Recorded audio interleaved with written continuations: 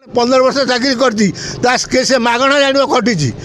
10,000 15,000 सी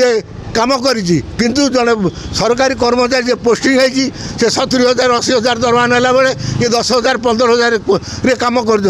तुरंत तुरंत विचार करा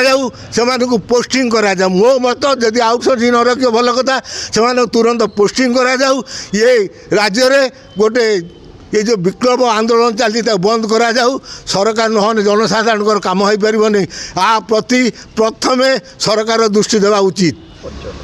मु नारायण चंद्र नायक जड़े श्रमिक नेता आज्ञा देखु सरकार कही मोहन माझी सरकार हाउसिंग सोर्स को बयान बंद करदेवाई बंद करदे मु आज्ञा आपण मध्यम पचारिया चाहूँ आउटसोर्सिंग पुणी श्रम आईन गोटे अच्छी ना देशर श्रम आईन कौच जड़े जदि 300 दिन काम करें परमानेंट बोली धर तेणु 300 दिन से 10 वर्ष 15 वर्ष है काम आज्ञा कले आपण सरकार बदल आम कौन करूँ साधारण आउटसोर्सिंग लोक कौन करेंगे नवीन बाबू को सरकार जो 24 वर्ष रही जो सरकारी जेतिक संस्था सब आउटसोर्सिंग काम कले जो आउटसोर्सिंग काम कले क्या गोटे भी पोस्टिंग कले से 15 वर्ष 20 वर्ष रही आउटसोर्सिंग तुम बैंड करदेल ताने से जीवे कौन पोस्टिंग कहीं करना श्रम आईन कौच जड़े लोक जदि 300 दिन काम करे से परमानेंट बोली धर आज पर्यंत 15 वर्ष है से चाकरी कले आपन दरमा भी बढ़े ना नवीन बाबू बढ़े ना आपड़ आसिले आज पर्यंत दरमा बढ़ने से 8,000 10,000 पाँच 15 वर्ष 20 वर्ष जड़े काम करता बेले समान काम को समान दरमा 300 दिन पर जड़े परमानेंट बोली धर आपड़ कौ आईनटा को नवीन बाबू करना कि आप विचार करूँ आगे से ही कथा आगे विचार करूँ 300 दिन है जड़े परमानेंट बोली धर से 15 वर्ष है काम कले समान काम को समान दरमा आज पर्यटन से लोक मैंने पाई ना तापर आपड़ कहते आउटसोर्स रखिबुन भल कथा तार से तुरंत पोस्टिंग करूँ मु आज्ञा काली टीवी जा देखुनी ओडिशा जाक आंदोलन कर चिंता करतुनि जो लोक मैंने आंदोलन कर आउटसोर्सिंग बंद करदे ताहने ओडिशार सब ऑफिस बंद हो ओडिशार जिते लोक काली आंदोलन मुझे देखुनी ओडिशा जाक बसिक जो अमला संघ मैंने आंदोलन कर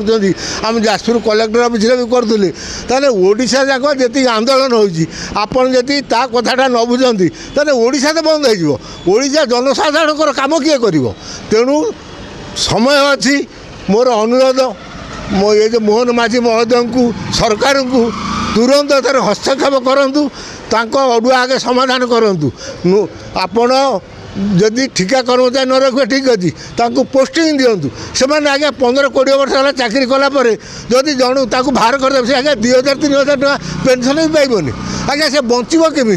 ये देश में आज्ञा से बचिकी रमी आपण रखी ना किए रखी आपण नवीन पट्टनायक सरकार सरकार चाकरी देता से 15 वर्ष 20 वर्ष है काम करने द्वारा आज पर्यंत आपण मैंने पोस्टिंग कले पुणी कहते आउटसोर्सिंग बंद जदि बंद से लोकंर पोस्टिंग कर दियो पोस्टिंग करूँ नहने देखूँ काली आंदोलन जहाँ मुझे देखुची ओडिशा अचल होपण सरकार बसती यही आउटसोर्सिंग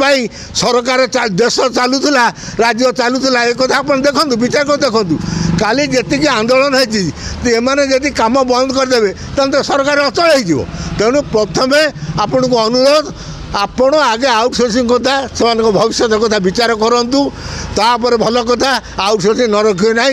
जीक आउटसोर्सिंग अच्छा 10 वर्ष 15 वर्ष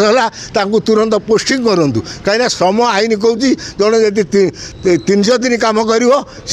सरकारी बोली धरा परमानेंट कर्मचारी बोली धरा हम तेणु एम 10 वर्ष 15 वर्ष है काम कले तुरंत एम पोस्टिंग करूँ आउ ये राज्य में जो आंदोलन चलती बंद करूँ आंदोलन को बंद करने आपण आगे से जो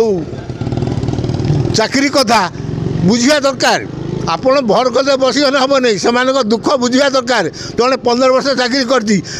से मागणा जान खटी 10,000 15,000 सी